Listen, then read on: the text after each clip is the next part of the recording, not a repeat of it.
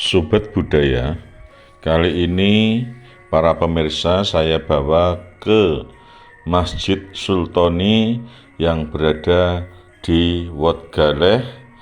Tempat ini berdekatan dengan komplek TNI AU yang ada di Yogyakarta. Di Masjid Sultoni ini, persisnya di belakangnya masjid ini ada makam Pangeran Purboyo, atau pada waktu kecilnya bernama Joko Umbaran. Selanjutnya, kenapa para pemirsa saya ajak ke sini? Sebetulnya antara episode yang pertama pertapaan Kembang Lampir yang ada di Gunung Kidul, makam Pangeran Purboyo, dan makam Ki Ageng Giring dan makam Ki Ageng Pemanahan masih ada hubungannya, karena dari sinilah dan dari situlah cerita Raja-Raja Mataram dimulai.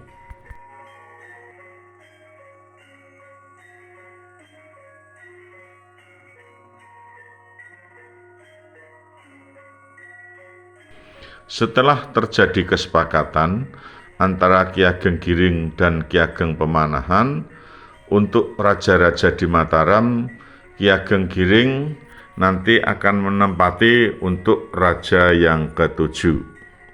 Kesepakatan yang kedua adalah Ki Ageng Pemanahan dan Ki Ageng Giring, yaitu untuk membangun situasi politik persaudaraan, yaitu menjodohkan putranya Ki Ageng Giring yang bernama Roro Lembayung dan putranya Ki Ageng Pemanahan yang bernama Danang Sutowijoyo.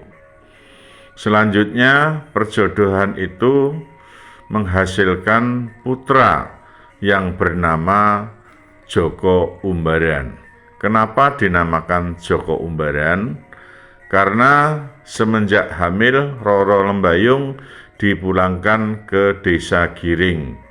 Selanjutnya setelah lahir, karena tidak pernah dirawat oleh ayahnya, dinamakan Umbaran atau diumbar.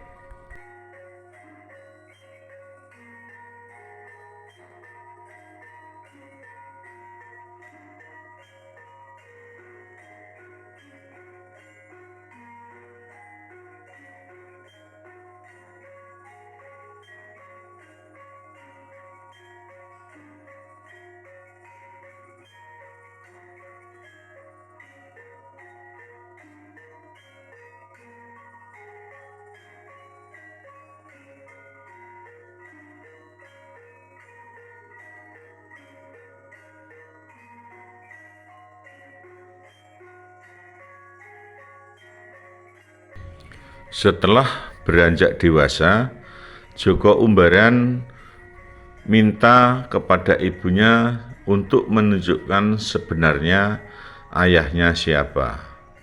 Namun tak kuasa sebagai seorang ibu, ibunya pun memberitahu bahwa ayahnya adalah seorang raja di Mataram, yaitu Danang Sutowijoyo.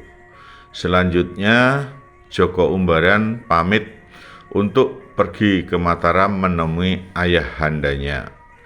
Oleh ibunya, untuk membuktikan bahwa Joko Umbaran adalah putra Danang Sutowijoyo, diberikanlah sebilah keris yang belum ada warongkonya atau belum ada tempatnya.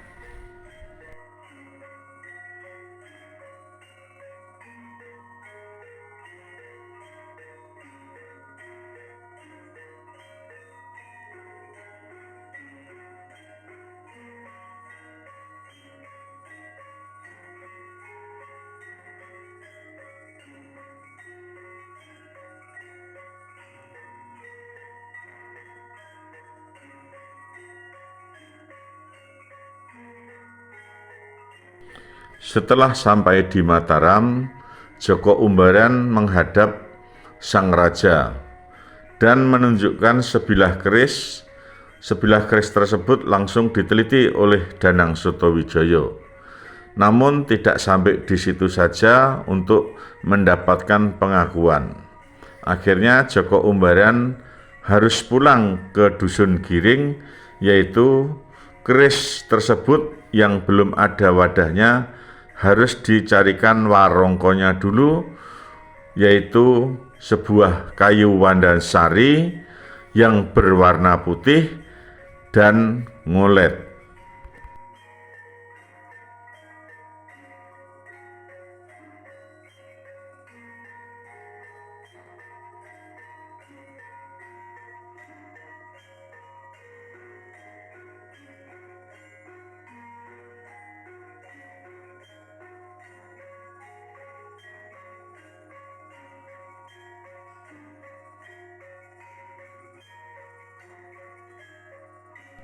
Setelah sampai di Dusun Giring, Joko Umbaran menceritakan semuanya kepada ibunya.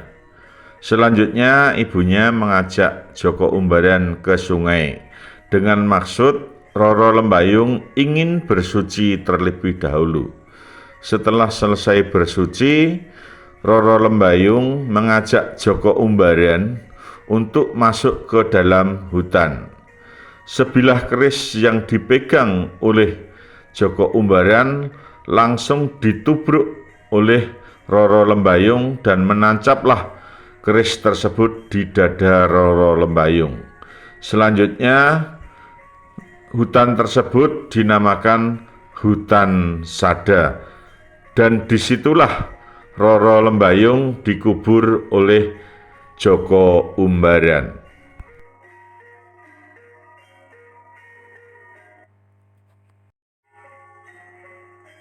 Selanjutnya Joko Umbaran pulang setelah sampai di rumah menceritakan semuanya itu kepada Ki Giring. Selanjutnya Ki Giring memerintahkan, jangan sia-siakan pengorbanan ibumu, sekarang juga berangkatlah menuju Mataram untuk menceritakan menemui ayah handanya.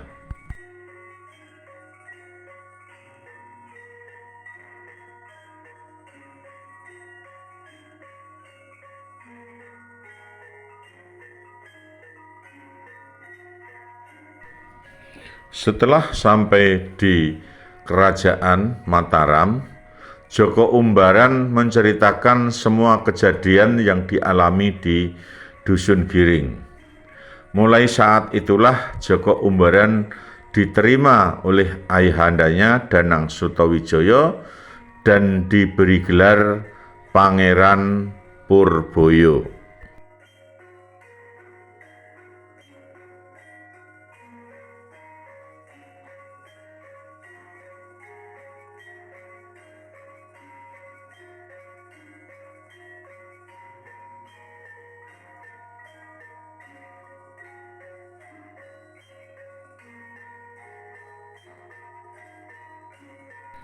Setelah berdiam di kerajaan, Pangeran Purboyo selalu ikut menumpas kerusuhan-kerusuhan yaitu yang mengganggu wilayah Mataram. Dengan demikian Pangeran Purboyo juga disebut Banteng Mataram.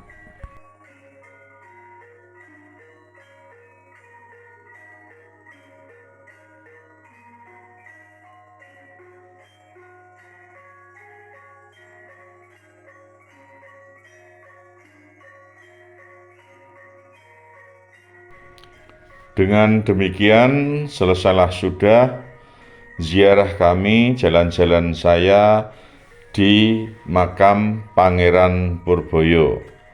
Dengan demikian ini sebagai pelajaran bagi anak cucu kita, dan salam Buddha.